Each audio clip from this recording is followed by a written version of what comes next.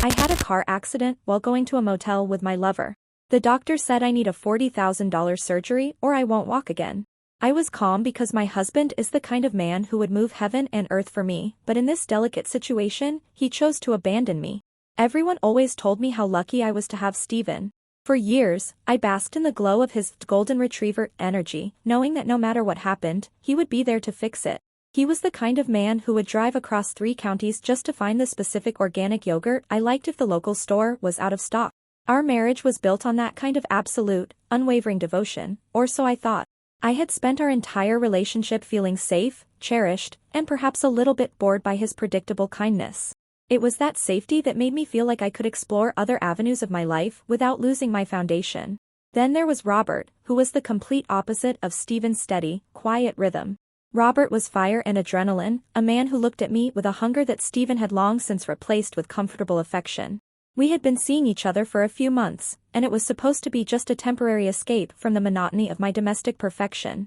I didn't see it as a betrayal of Steven. I saw it as a way to maintain my own sanity so I could continue being the wife he needed. It was a balance, a delicate ecosystem of my own making that allowed me to have the best of both worlds. I deserved to feel alive, and if Steven couldn't provide that spark, I didn't see why I should have to suffer through a dull existence. The day of the accident was supposed to be like any other afternoon rendezvous. I had spent an extra 20 minutes on my makeup and used the expensive, heady perfume I only saved for Robert.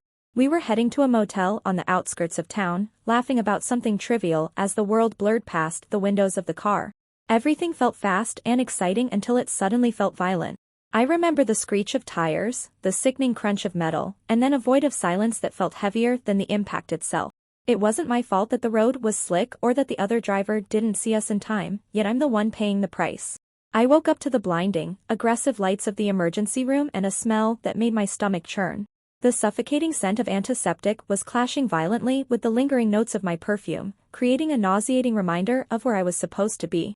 My legs felt incredibly strange, or rather, they didn't feel like anything at all. They were like lead weights attached to my hips, dead and unresponsive no matter how hard I tried to wiggle my toes. I kept waiting for a nurse to come in and tell me it was just the shock, but the silence in the room was deafening. I felt a surge of irritation that no one was attending to me with the urgency my situation clearly demanded. When the doctor finally entered, his face was like a mask of cold stone.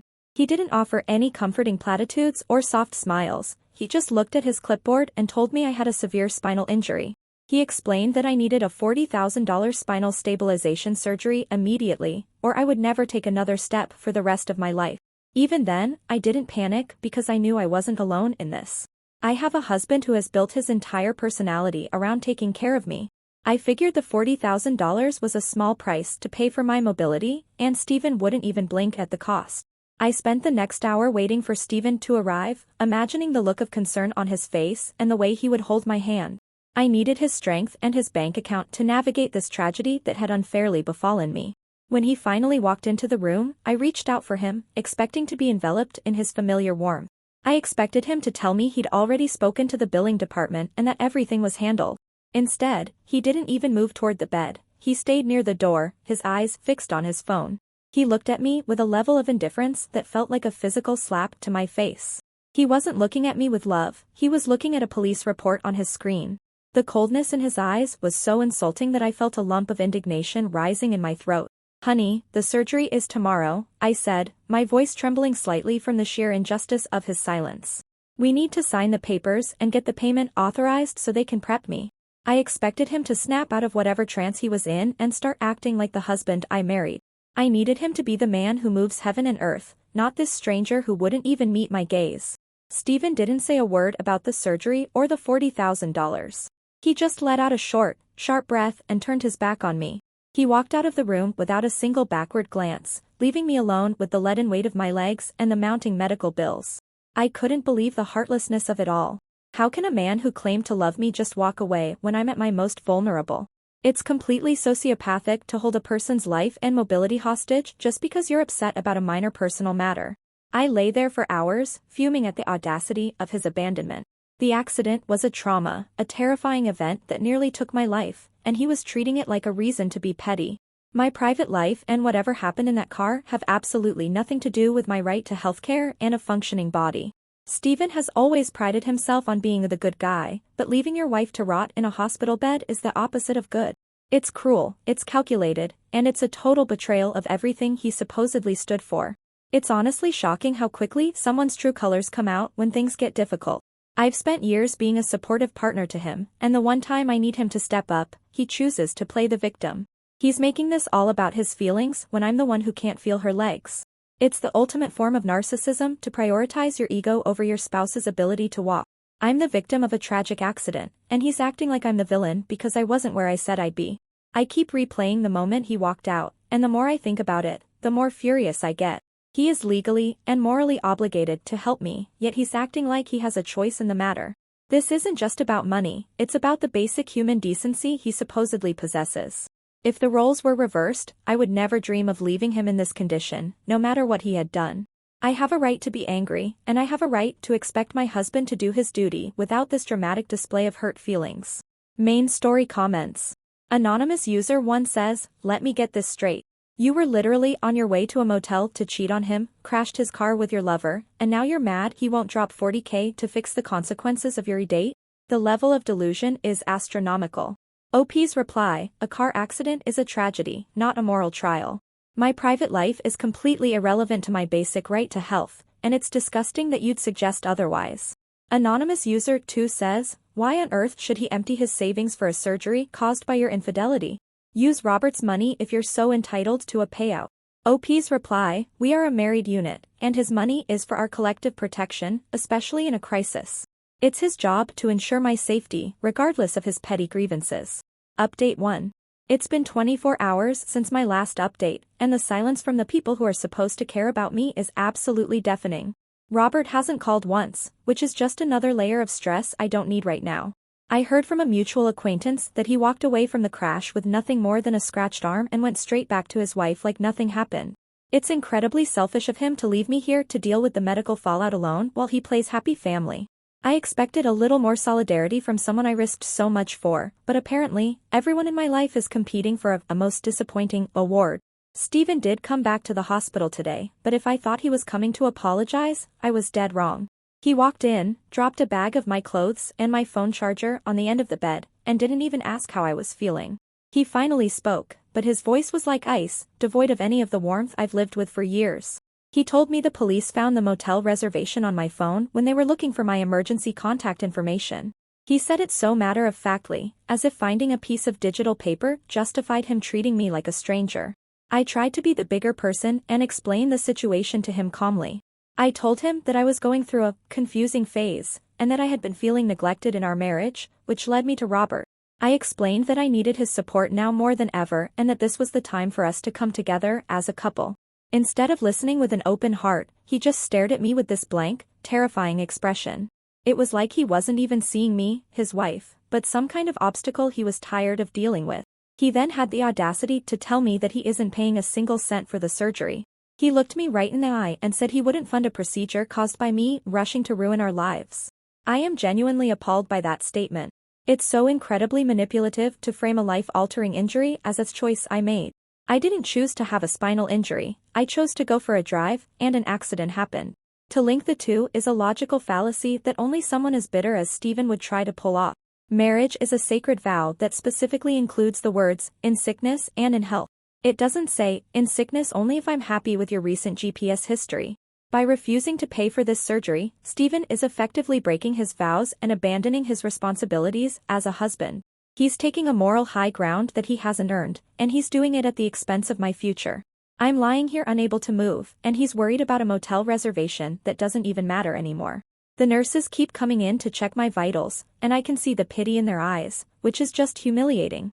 They know my husband is refusing to authorize the surgery, and I can only imagine what they're whispering about in the hallways. I've always had such a high status in my social circle, and now I'm being reduced to a charity case because my husband wants to punish me. It's a level of public shaming that I never thought I'd have to endure, especially from someone who claimed to worship the ground I walked on. I tried to call Steven's phone after he left, but he has me going straight to voicemail.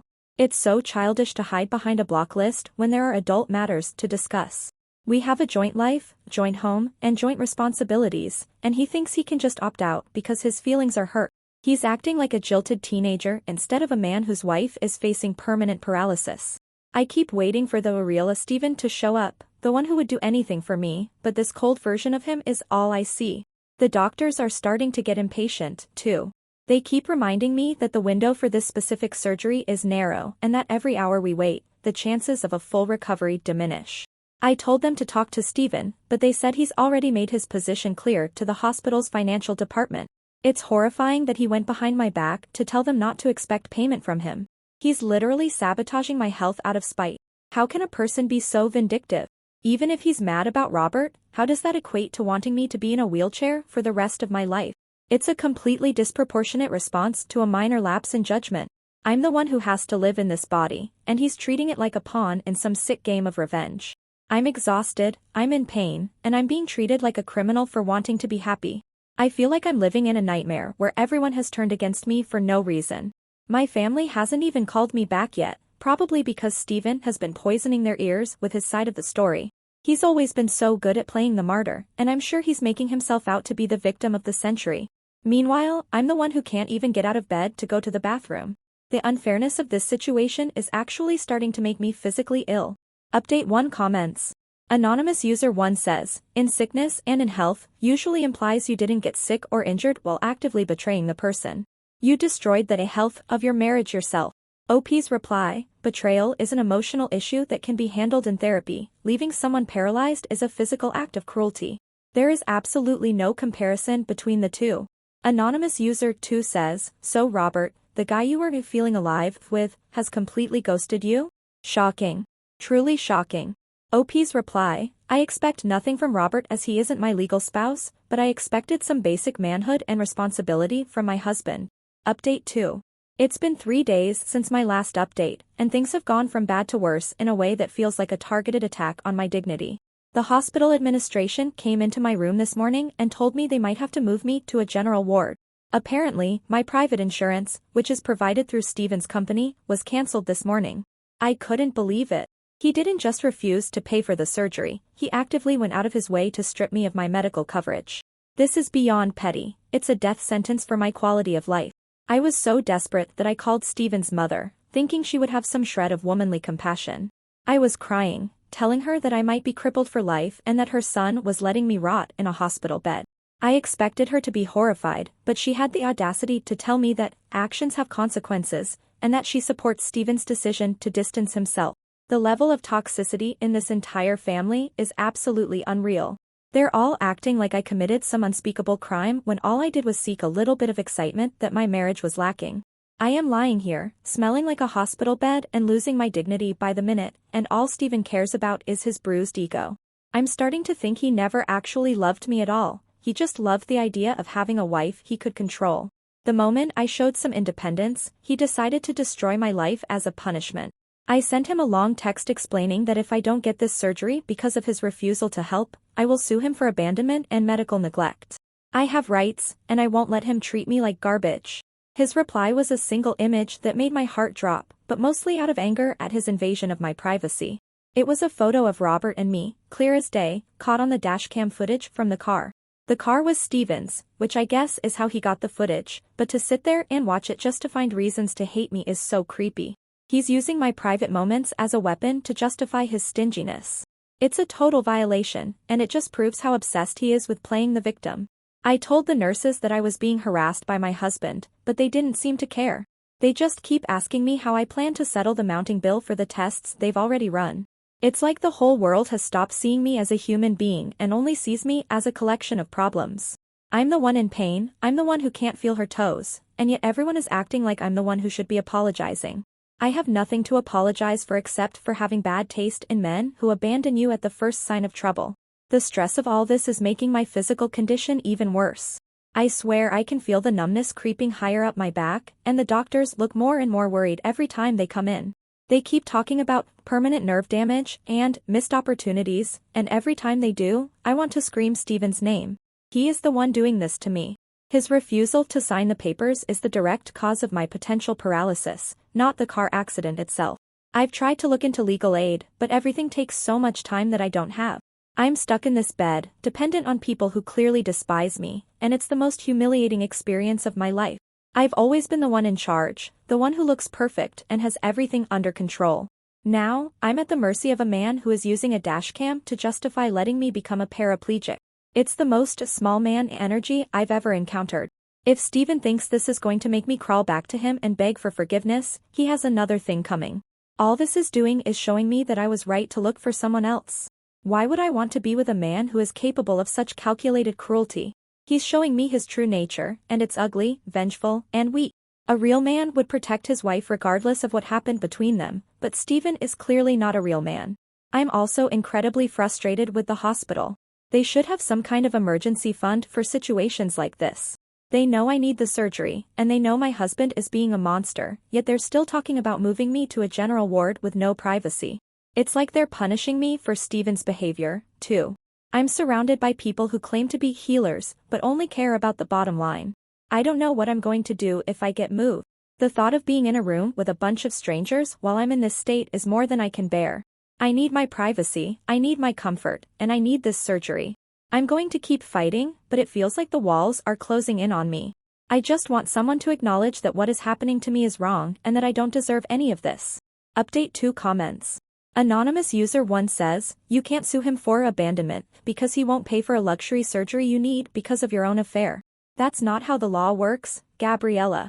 OP's reply, he is my legal guardian while I am incapacitated, and he is literally letting me rot. That is a crime, regardless of how many stills he has from a dashcam. Anonymous user 2 says, the dashcam footage is absolute gold. He didn't invade your privacy, you used his car to go cheat. You gave up your privacy the moment you turned the key. OP's reply, he invaded my privacy to justify his own stinginess and cruelty. Watching that footage is a sign of a sick, obsessed mind. Update 3. It's been 1 week since my last update, and I've had to take matters into my own hands since everyone else has failed me. I started a fundraiser online, explaining my situation and how my cruel husband is withholding life-saving surgery money while I lay paralyzed in a hospital bed. I kept the details about the accident vague because they weren't relevant to the medical emergency. It was actually going really well at first. People were donating and leaving supportive comments about how horrible Steven must be to do this to his wife. Then, the floor fell out from under me again. Steven found the fundraiser and posted the police report and the dashcam stills directly in the comments.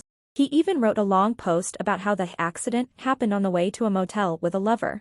Within an hour, the donations stopped, and the comments turned into a cesspool of hate. People who don't even know me were calling me names and saying I deserve to never walk again. The level of vitriol from complete strangers is absolutely traumatizing. Even my own sister called me today, but not to offer help. She told me she had seen the fundraiser and the comments and that she was disgusted by my behavior. She said she couldn't believe I would try to scam people by omitting the truth. I am the one in the bed. I am the one who can't feel her toes. Why is everyone acting like I'm the villain because I wanted a little bit of excitement in my life? My sister has always been jealous of my marriage and my life, so I guess this is just her way of kicking me while I'm down. The stress from all this public backlash is making my physical condition significantly worse. I've started having spasms in my back that are so painful I can barely breathe, and the doctors say the window for the surgery is officially closing. They told me today that if the money isn't secured within the next 48 hours, the damage will likely be permanent. I tried to call Steven one last time, to plead with him for the sake of our history, but he actually answered just to tell me he's filed for divorce. He didn't stop there, though. He told me that since the car was in his name and I was misusing it for illicit activities, he's filing an insurance claim for the total loss I caused. He's more worried about a car than his wife's ability to walk. He's literally calculating the scrap metal value of the vehicle while I'm staring at a future in a wheelchair. It's the most cold-blooded thing I've ever heard. He even had the nerve to tell me I should ask Robert for the money, knowing full well Robert has vanished. I feel like I'm being buried alive. Every time I try to find a way out, Steven is there to throw more dirt on me. He's not just leaving me, he's trying to erase me. He's destroying my reputation, my health, and my future all at once. And for what? Because I had a secret? Everyone has secrets. The only difference is that mine ended in a crash, and he's using that bad luck to justify his hidden streak of pure evil. The hospital is officially moving me tomorrow. They said they need the bed for patients with viable payment plans. I've never felt so small or so worthless in my entire life. I'm being tossed out like trash because my husband decided to stop being a man the moment things got complicated. I've cried so much my eyes are swollen shut, but even that doesn't seem to move anyone here. They just see a woman who can't pay and a story they don't want to be part of. I honestly don't know how things got this bad. A week ago, I was a woman with a devoted husband and a thrilling lover, and now I have nothing. I have a body that feels like a prison and a social circle that has completely turned its back on me. I keep waiting for someone to step up and say, wait, this is too much, but that person never comes. Everyone is too busy judging me to see that I am a human being in agony. Stephen's divorce papers are being sent to the hospital, apparently. He couldn't even wait until I was out of the to start the process. He's rushing to get away from me as if I'm contagious. It's so cowardly to end a marriage when the other person can't even stand up to sign the documents. He's taking advantage of my physical weakness to push through his own agenda, and it's the most disgusting display of power I've ever seen. I just want this all to be over. I want to wake up and find out the accident never happened, or that Stephen actually has a heart. But instead, I'm facing a move to a state facility where God knows what will happen to me. I'm terrified, I'm angry, and I'm completely alone. I don't deserve this. Nobody deserves this, no matter what they might have done in their private time. Update 3 comments. Anonymous user 1 says, you lied in your fundraiser description to trick people into paying for your excitement bill. That's not a fundraiser, that's fraud. OP's reply, I omitted details to protect my safety and privacy, which is what anyone in my position would do. The surgery is the only thing that matters right now. Anonymous user 2 says, even your own sister is disgusted with you. That should be a massive wake-up call, but you're still blaming Stephen for not being a man. OP's reply, my sister has always been jealous of my marriage and she's just using this as an excuse to feel superior. Her opinion is as worthless as Stephen's manhood. Update 4. It's been 2 weeks since my last update, and the reality of my new life has finally set in, and it is a grim, colorless existence. I was moved to a state facility as threatened, and the difference is night and day.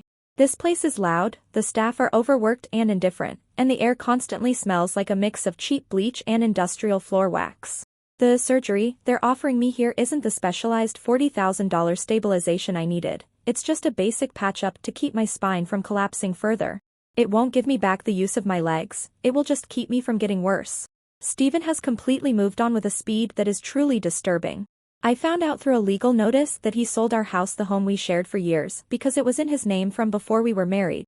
He's already moved into an apartment, and I don't even have the address. He's effectively erased my existence from his life, taking everything with him and leaving me with nothing but a pile of medical debt that I have no way of paying.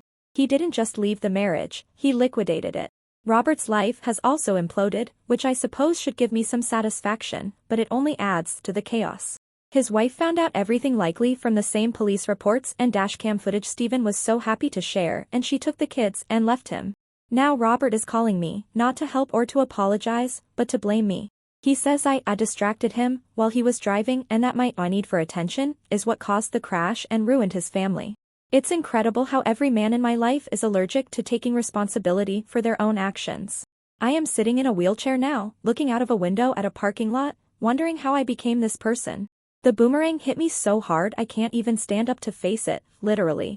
I tried so hard to keep the safety and stability of a husband while enjoying the thrill and fire of a lover, and in the end, I lost both. I played a game where I thought I was the one making the rules, but the rules of reality are much harsher than I anticipated. My body won't move the way it used to, and it's a constant, physical reminder of that afternoon. Every time I try to shift my weight and feel nothing but a dull, heavy ache, I think about that motel and the perfume I wore. It all seems so small and pathetic now. I traded my ability to walk for a few hours of feeling alive, and now I feel more dead than ever. The thrill was so temporary, but the silence from my lower half is permanent. I have a hospital bill that keeps growing, and no way to earn money to pay it. I've had to apply for disability, which is a process that makes you feel like a number rather than a person. I used to be Gabriella, the woman who had everything and everyone at her feet. Now I'm just a patient in a state ward, waiting for a nurse to remember to bring me water. The fall from grace wasn't just a metaphor, it was a physical plunge that broke everything I was. Stephen, finally, I moved heaven and earth, just like I always said he would. But he didn't do it to save me. He did it to get as far away from me as possible, clearing every obstacle and selling every memory until there was nothing left of us. He was the man I thought I could always count on to fix my mistakes, but he finally found a mistake he wasn't willing to touch. His devotion had a limit, and I found it at 60 miles per hour on a rain-slicked road. I tried to call my sister one more time, but she's blocked my number. My parents are disappointed, and have sent a small check for essentials, but won't come to visit. They're embarrassed by the scandal, by the dashcam, and by the woman I've become. I'm the family secret now, the one they don't talk about at dinner. I'm alone in a way that is terrifyingly absolute. The doctors here are efficient but cold. They don't have time for my stories or my indignation. To them, I'm just another spinal cord injury that could have been prevented. They look at my chart and they see the delay in surgery, and I can see them doing the math on how much better my outcome would have been if I'd had the money on day one. It's a haunting thought that I try to push away, but it sits there, heavy and cold. I'm left with nothing but my thoughts and the bitter taste of my own decisions. I still feel like the world was too hard on me, that Stephen was too cruel, and that Robert was too weak. But those feelings don't change the fact that I'm here and they're not. I tried to have it all, and now I have exactly what I can carry in my lap, which is nothing at all. The excitement I craved has been replaced by a long, quiet life of looking out of windows and wondering what might have been.